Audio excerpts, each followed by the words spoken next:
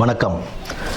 ஆன்மீக அன்பு நெஞ்சங்களுக்கு சங்கர சுப்பிரமணியத்தின் அன்பார்ந்த வணக்கங்கள். இப்போ நம்ம பார்க்க போகிறது மாசி மாதம் பற்றிய ஒரு சிறிய குறிப்பும், பின்னர் அந்த மாசி மாதத்தில் 12 ராசிக்காரர்களுக்கும் எப்படி இருக்குது அப்படின்றத பொறுத்து தான் இப்போ நம்ம பார்க்க போகிறோம். இந்த மாசி மாதம் அப்படின்னு எதுக்கு ரொம்ப சிறப்பு வாய்ந்ததாக இருக்குது அப்படின்னு பார்த்தோம்னா, ஆன்மீகம் மற்றும் தெய்வ வழிபாடுகள், ஆன்மீகம் சார்ந்த எந்த ஒரு காரியங்கள் செய்கிறதாக இருந்தாலும் தெய்வ வழிபாடுகளுக்கு உகந்த ஒரு மாதமாக இந்த மாசி மாதம் ஒரு சிறப்பான மாதமாகவே இருக்குன்னு நம்ம சொல்லலாம். இதில் முக்கியமாக என்ன அப்படின்னு பார்த்தோம்னா, விஷ்ணுபதி புண்ணிய காலம்னு சொல்லுவோம். விஷ்ணுபதி புண்ணிய காலம் அப்படின்றது மாசி 1ஆம் தேதி, அதாவது 13ஆம் தேதி மாசி மாத பிறப்பு அன்னைக்கு நமக்கு பின்னிரவு, அதாவது விடியற்காலை அந்த 1:30 மணின்னு சொல்லுவோம் இல்லைங்களா, 1:30 மணிலேருந்து காலை 10:30 மணிக்குள்ளே விஷ்ணு பகவானை நம்ம வழிபடுறதுனால அந்த நேரத்தில் நம்ம வழிபடும் போது நம்மளுடைய 7 ஜென்ம பாவங்களும் தீரும் அப்படின்றது ஒரு நம்பிக்கையாகவே இருக்குது நமக்கு. மேற்படி செல்வ வளமும் எல்லாமே நமக்கு கிடைக்கும் அப்படின்ற ஒரு இதுவும் உண்டு. விஷ்ணு பகவானை துளசி மாலை அணிவித்து நம்ம வழிபட்டுக்கிட்டு வந்தோம். பெருமாள் விஷ்ணு துளசி மாலை அணிவித்து அந்த விடியற்காலை 1:30 மணியிலிருந்து 10:30 மணிக்குள், காலைல 10:30 மணிக்குள்ளே நம்ம வணங்கிட்டு வரும்போது நமக்கு உண்டான செல்வ வளமும் கிடைக்கும் அப்படின்றது சொல்கிறாங்க. குடும்பத்தில் ஒரு மகிழ்ச்சியும் நிலவும், இருக்கிற பிரச்சனைகள்லாம் படிப்படியாக குறைய ஆரம்பிக்கும். அதாவது இத்தனை வருடத்தில் நீங்கள் ஏகாதசி விரதம் இருந்திருப்பீங்க அப்படின்னா, அந்நிய தினத்துக்கு விஷ்ணுபதி புண்ணியகாலம் அப்படின்ற அந்த தினத்தில் நம்ம விஷ்ணுவை வழிபடும் போது எத்தனை ஏகாதசி, பல ஏகாதசிகள் விரதம் இருந்ததுடைய பலன் நமக்கு கிடைக்கும் அப்படின்றதும் சொல்கிறாங்க. அடுத்தது பார்த்தோம்னா, இந்த மாசி மாதத்திலேயே சிவராத்திரி, மகா சிவராத்திரின்னு சொல்லுவோம். மாசி மாதத்தில் வரக்கூடிய சிவராத்திரியை, அந்த சிவராத்திரி சிவபெருமானுக்கு உகந்த ஒரு தினமாக நம்ம அதை கொண்டாடிக்கிட்டு இருக்கோம், மகா சிவராத்திரியை. அடுத்து மாசி மகம், அம்பிகை ஜனிச்ச நாளாக அந்த மாசி மகத்தை நம்ம வணங்கிக்கிட்டு வரோம்.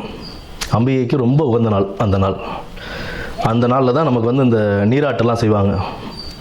கடலில் போய் குளிச்சுட்டு வர்றது, இந்த மாதத்தில் அதெல்லாம் செய்யும்போது கடலில் குளிக்கிறது, ஆன்மீக ஸ்தலங்களுக்கு போயிட்டு வர்றது, இதெல்லாம் ஒரு பெரிய புண்ணியத்தையே தரக்கூடிய ஒரு மாதமாக இந்த மாசி மாதம் அவ்வளோ சிறப்பு வாய்ந்த மாதமாகவே இருக்குது. இந்த மாசி மாதத்தில் பெண்கள், திருமணமான பெண்கள் தாலி பிரித்து கோத்தாங்க அப்படின்னா அவ்வளோ விசேஷம். அடுத்தது இந்த பூணல் அணிவிக்கும் இதுவும் சொல்லுவாங்க. மாசி பூணல் பாசி படியாதுன்னு சொல்லுவோம்.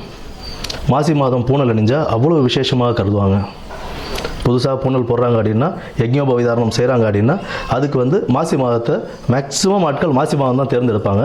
ஏன்னா அவ்வளோ விசேஷமான ஒரு மாதமாக இந்த மாசி மாதம் இருக்குது.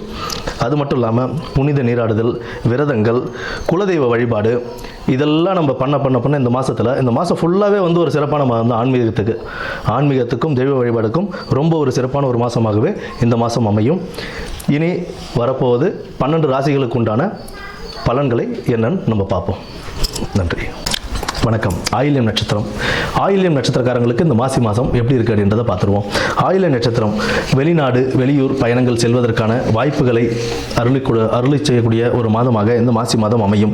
உடல் ஆரோக்கியத்தில் சற்றே கவனம் தேவைப்படக்கூடிய ஒரு மாதமாகவும் இருக்கும். வேலைக்கு சாப்பிட்டு உடம்பை பார்த்துக்க வேண்டியது உங்களுடைய கடமையாக வச்சுக்கணும்.